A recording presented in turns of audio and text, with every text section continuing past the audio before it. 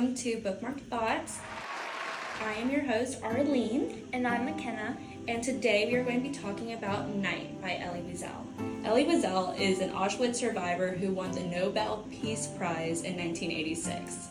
And Night is a memoir of him experiencing the Holocaust as a young teenager. It follows his journey through Auschwitz with his father, where they experienced extreme cruelty and a loss of faith. This book highlights the dehumanization and need for survival that the victims of the concentration camps were forced to experience. So before we get into Night, we need to talk about the events that led up to what happened in Night. I think a lot of what history classes fail to mention is that the Holocaust did not happen within the span of 5 years. There were events that led up to the discrimination and segregation of the Jews. And that started about 50 to 100 years before World War II. And even before talking about that, it's important to just know the origination of the Jews, where they came from, how they even got to Europe. And so according to facinghistory.org, Jewish life in Poland before the Holocaust, we can see that Jews migrated to Eastern Europe in the 13th century to seek refuge, and eventually they were granted legal protection there. They were part of the society. 80% of the world's Jewish population ended up being located in Poland, and they became part of the Polish culture. It was a very big part of everything that was going on there, and it wasn't really till the 19th century where we saw, when Russian took rule, that the Jewish jobs and residence became restricted. So when this happened, the Jews had to move from their small towns, known as shtetls, to major cities like Warsaw, and they ended up taking between a quarter to half of the entire population of those cities. And when they moved to these cities, they had to take very small jobs that forced them to go into a life of poverty and take jobs like traders, craftsmen, and shopkeepers. And their need for jobs were so bad that kids were dropping out of school to provide for their families.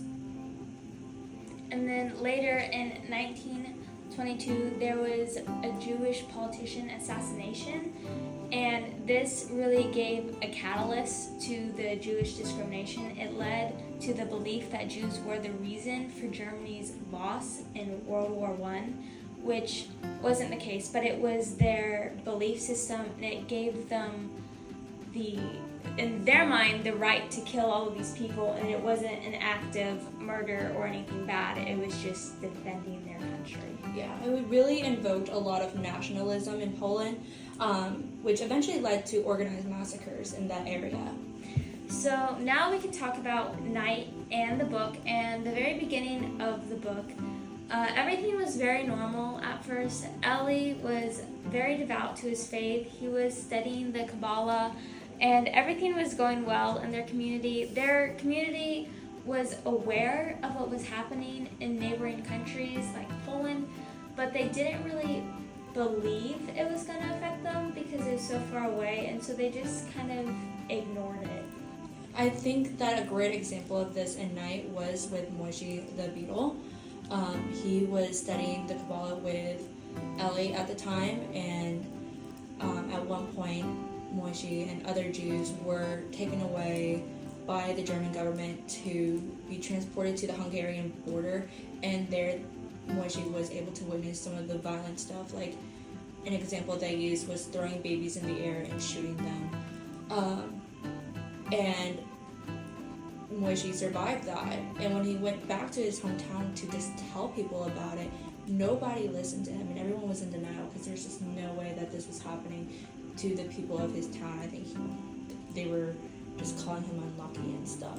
And they really kind of exiled him from the community, like they shunned him, and he was just known as like the crazy, depressed guy walking down the street just because they wanted to ignore and not think about what was going on.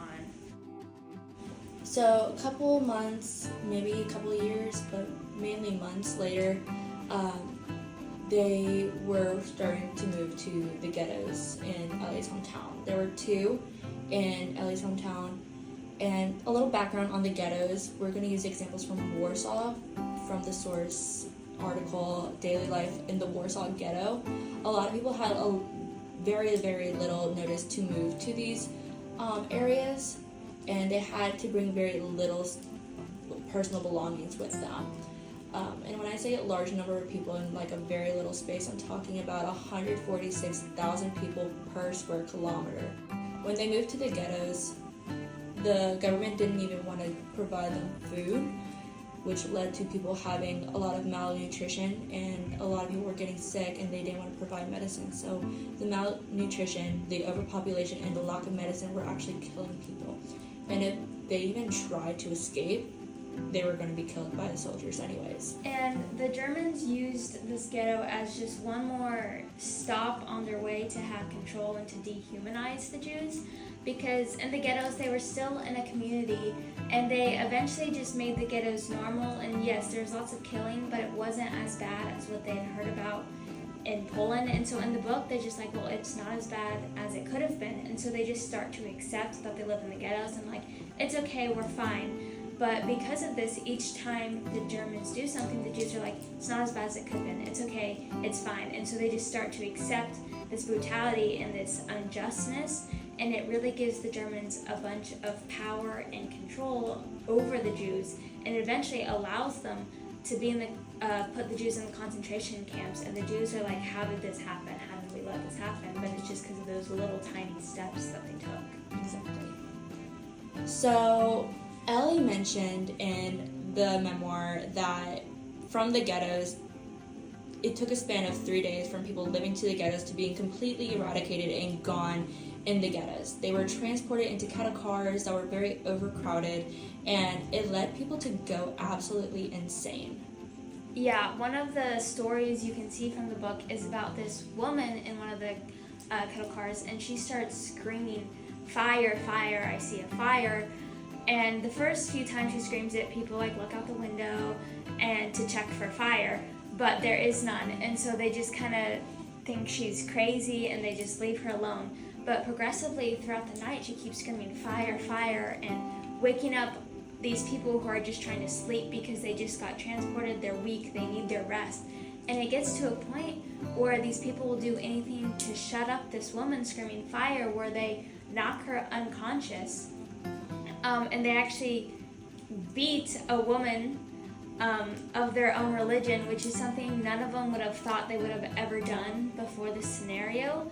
But the Germans put them in this environment where they felt like they needed to do this to survive, because if they didn't get rest, or if she didn't shut up, then they might have all been killed and they might have all been punished. This was just another step dehumanizing the Jews and making them do things they never thought were possible up until this moment.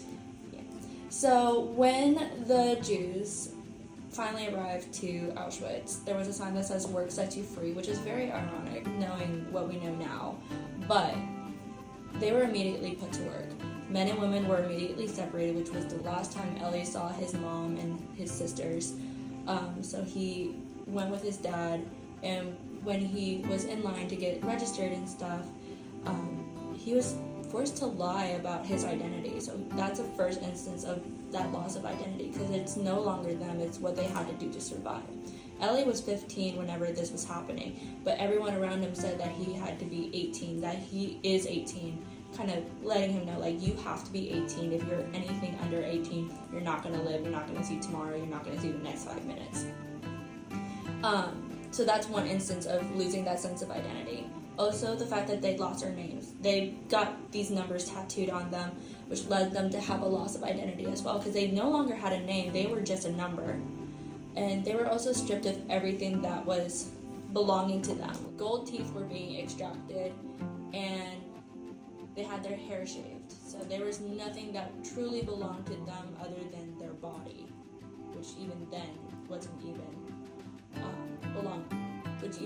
didn't even belong to them.